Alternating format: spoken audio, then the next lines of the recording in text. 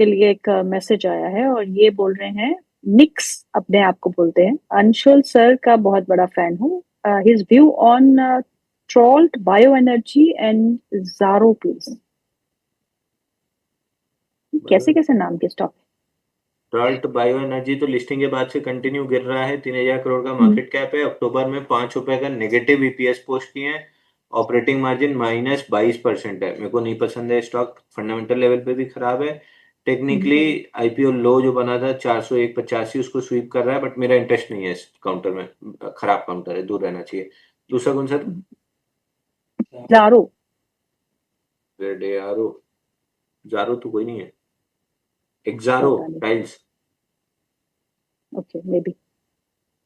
नहीं मिल रहा। एक्सारो यार टाइल्स मेन होगा तो 7-8 रुपए का है, लेकिन टाइल्स में फिर मे एशियन टाइल्स ज्यादा अच्छा ब्रेकआउट दिया है। आई नो मेन स्ट्रीम में से इनको स्टॉक्स नहीं मिलते, पता नहीं कहाँ कहाँ से चुन के लाते हैं हमारे व्यूअर्स भी स्टॉक्स। मैम इस आदमी की बुराई मत कीजिए। मैं जब सोमनाथ गया था तो अगला बंदा ढूंढ धाड़ के मेरे को मंदिर के बाहर से पकड़ के अपनी बाइक पे बिठा के आधा सोमनाथ घुमा के वापस छोड़ा था।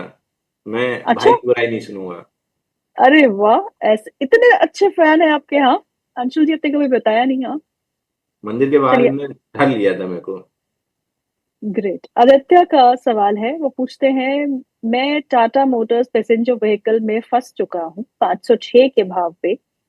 क्या मैं इस प्राइस को 1 साल में वापस देख पाऊंगा? शुड आई बुक लॉस और शुड आई स्टे इन्वेस्टेड? देखिए 378 के नीचे ब्रेकडाउन था, गैप के साथ 337-70 तक नीचे गया।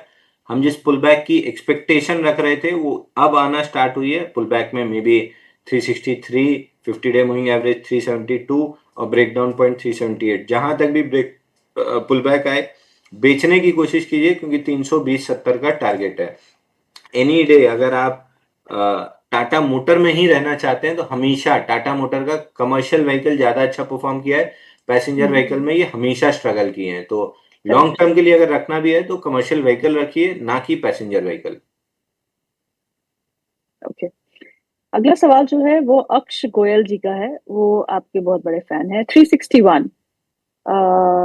वो आपसे जानना चाहते हैं कि एफआई की होल्डिंग अच्छी है और यात्रा ऑनलाइन में टाइट क्लोजिंग है, वीकली पे क्या करना चाहिए? 182 का बाय है। दो स्टॉक्स है, 361 एंड यात्रा ऑनलाइन। 361 में तो फिलहाल कुछ भी नहीं हो रहा है। वीकली चार्ट पे एक बड़ा बेस बन रहा है जो कि स्टार्ट हुआ था जनवरी 2025 में और अभी कहीं से खत्म नहीं हुआ है। अभी बहुत टाइम लगेगा, तो इसमें मतलब अवॉइड ही कर देना ज्यादा बेटर है। या तो पैटर्न के ब्रेकआउट ले ले 1260 के ऊपर, तब कुछ देखा जा सकता है, नहीं तो अभी कोई खास इंटरेस्ट नहीं आ रहा मेरा इसमें। तो यात्रा ऑनलाइन। यात्रा यात्रा यात्रा यात्रा बहुत बेहतरीन है। यात्रा में 78 वीक्स का अप एंड पैटर्न बना था। थोड़ा डीपर पुल बैक लिया, फिर 742% वॉल्यूम राइज, 57 मिलियन का 10 नवंबर वाले वीक में ब्रेकआउट दिया। उसके बाद से तीन छठवां हफ्ता है जहां टाइट क्लोजिंग है। तो यात्रा थोड़ा सा रिस्की जरूर हो गया है, इतना लंबा नहीं खींचना चाहिए। बट अगर ये बेस ऑन बेस पैटर्न है तो 156 आपका क्लोजिंग बेसिस स्टॉप लॉस होना चाहिए। और 183 के ऊपर जैसे टिकना स्टार्ट करे, इस हफ्ते में गया भी था लेकिन टिका नहीं। 183 के ऊपर वीकली क्लोजिंग जैसे ही मिले 156 के स्टॉप लॉस से आप बाई कर सकते हैं। चला तो फिर ये अपना जो प्रीवियस ऑल टाइम हाई था जिसके ऊपर टिक नहीं पाया था और करेक्शन आया था 194, इसको निकालते हुए 240 तक जाएगा। तो एग्रेसिव बेट है, बट रिस्क लेने जैसी है, लेकिन 183 के ऊपर वीकली क्लोज आने के बाद। ओके। स्वाति योगेश्वर का सवाल है, वो आपकी बहुत बड़ी फैन है, big fan of Anshul sir. AGI infra at 276 और Ambuja cement at 537, can I hold or average please advice? देखिए अंबुजा 2-3 साल का अगर व्यू है तो आपको लंबा पैसा देगा। शॉर्ट टर्म में वैसे भी ये ट्रेडिंग स्टॉक है नहीं, तो शॉर्ट टर्म डिस्कस करने में मतलब नहीं है। ऑल टाइम हाई आपको आराम से मिलेगा, हर डिप पे एक्यूमुलेट करते चलिए। एजीआईएल बड़ी कैंडल बनाया था 20 नवंबर को, लेकिन उसके बाद कंप्लीटली इनसाइड बार है, फॉलो थ्रू मिसिंग है। जनरली ऐसे पैटर्न में पहले एक बार लो स्वीप होता है, उसके बाद चलता है। तो फिलहाल लो 250 रुपए है, अगर उसका स्वीप मिलता है तो वापस से मोमेंटम बनेगा। उसके नीचे क्लोज करता है तो फिर एक बार ट्रेलिंग स्टॉप लॉस हिट होगा, और इस पूरे जर्नी जो 197 के आसपास से शुरू हुई थी बेस ब्रेकआउट से, वो खत्म हो जाएगी। तो जब तक 250 होल्ड है, आपको होल्ड करना चाहिए स्टॉक। ये आपने क्या बोल दिया? आप स्टॉक के चार्ट को देखिएगा। डे हाई पे अचानक से स्पाइक आया है इस स्टॉक में। एजीआई इंफ्रा 263 के आसपास का लेवल यहाँ देखने को मिला। चलिए अगला सवाल ले लेते हैं। और श्रुति जी का सवाल है, नहीं श्रुति का सवाल हम ले चुके हैं। स्वप्निल का सवाल है, वो पूछते हैं रत्नावीर प्रेसिजन इंजीनियरिंग के बारे में।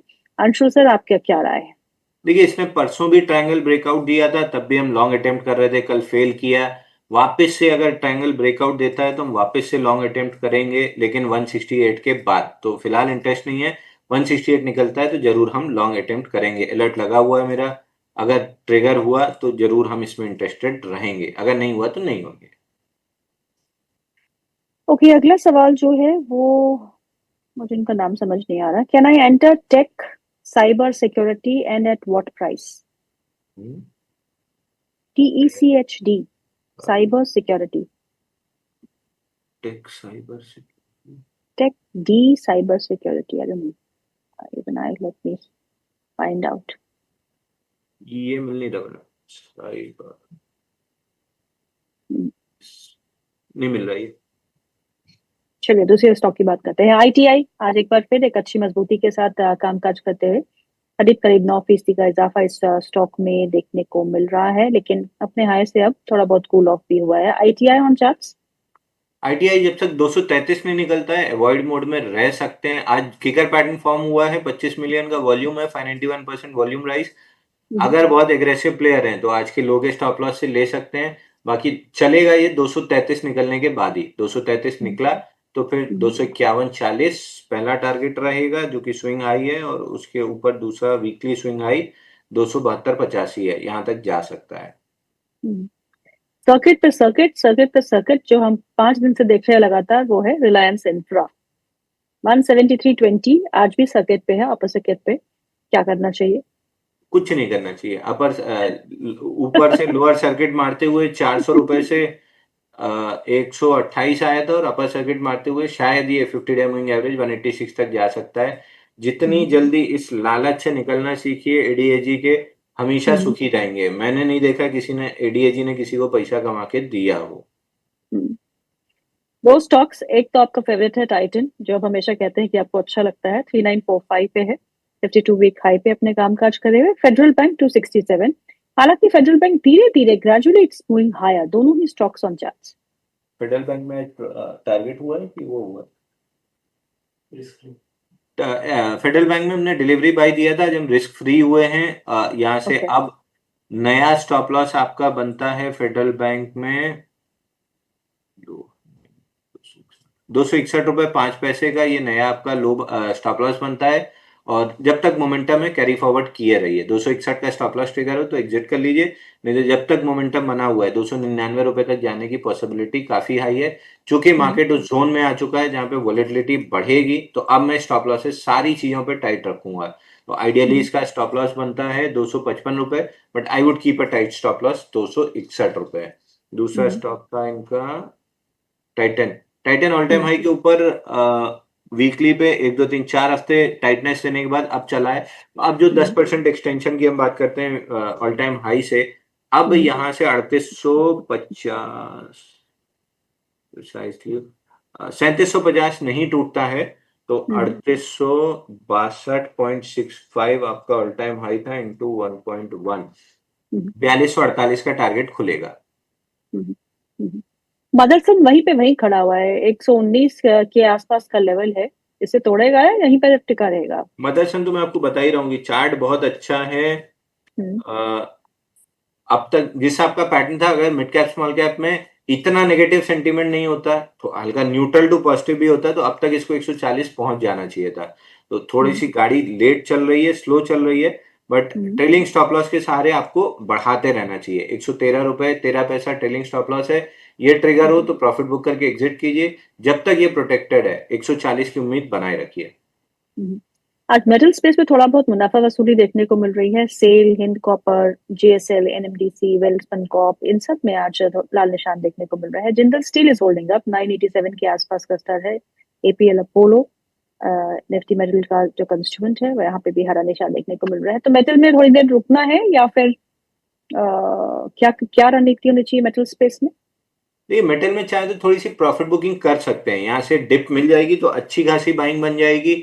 Bank Nifty prima facie indication दिखा रहा है कि चलेगा। जब बैंक निफ्टी चलता है तो निफ्टी बाकी सबको किनारे लगा के केवल बैंक निफ्टी के साथ डेटिंग करता है। तो याद रखिए, बैंक निफ्टी जिस दिन चले बाकी सबको हटाइए, केवल बैंक निफ्टी ट्रेड कीजिए। जब नहीं चल रहा है बैंक निफ्टी तो फिर आईटी और मेटल पे फोकस कीजिए। तो अगर बैंक निफ्टी चलने लगा, आईटी वैसे ही चल रहा है, अगर बैंक निफ्टी चला तो फिर मेटल दब जाएगा। तो एक बार मेटल चाहे तो प्रॉफिट बुक कर लीजिए, but down the line metal में कहीं से भी मैं सेल में कतई कोई इंटरेस्टेड नहीं हूं। मेरा इंटरेस्ट अगर इसमें आना भी है मेटल में तो नेशनल एल्यूमिनियम में आएगा, एनएमडीसी स्टील में आएगा, उनमें आएगा। सेल में तो ना पहले कभी था ना आगे कभी होगा। चलिए, श्रीराम फाइनेंस के स्टॉक को एक बार प्रोड्यूसर साहब हमारे दिखा दे तो बड़ा अच्छा रहेगा। डे हाई पे इस समय काम काज कर रहा है, 2% का उछाल इस स्टॉक में एकाएक देखने को मिल रहा है। जो खबर हमने आपको कही थी, इसमें स्ट्रेटेजिक इन्वेस्टमेंट हो रही है $4.4 बिलियन की, उसके बाद एक अच्छा मोमेंटम है।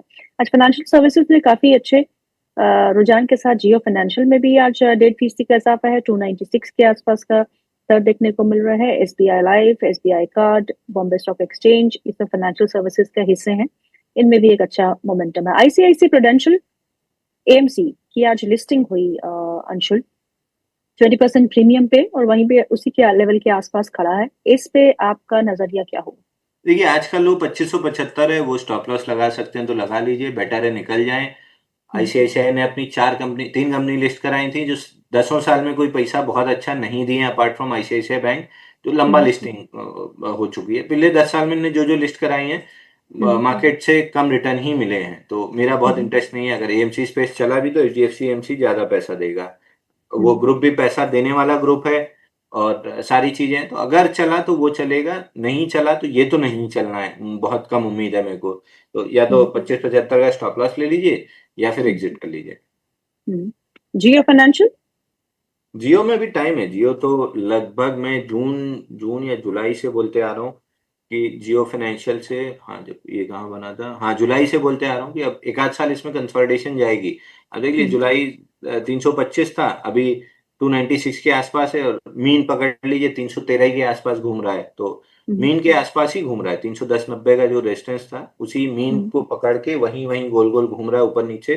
इसमें बहुत समय लगेगा अभी, और 4-6 महीने अगर काट दे तो कोई सरप्राइज नहीं है, अनलेस बीच में जियो के आईपीओ की खबरें आने लगे, तब तो इन दोनों तीनों स्टॉक मुकेश अंबानी ग्रुप में एक वापस से तेजी बनने लगेगी।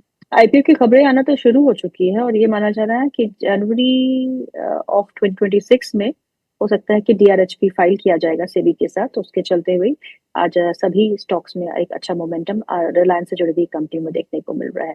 इंडसइंड बैंक में एक और बुरी खबर कल आई थी, क्योंकि एसएफआई ने कुछ मैनेजमेंट को बुलाया है, बात की है, लेकिन ये स्टॉक वहीं खड़ा है। इसमें कोई अब नेगेटिव न्यूज का कोई असर नहीं हो रहा है। 837 के आसपास है, ₹2 की तेजी आज इस स्टॉक में है।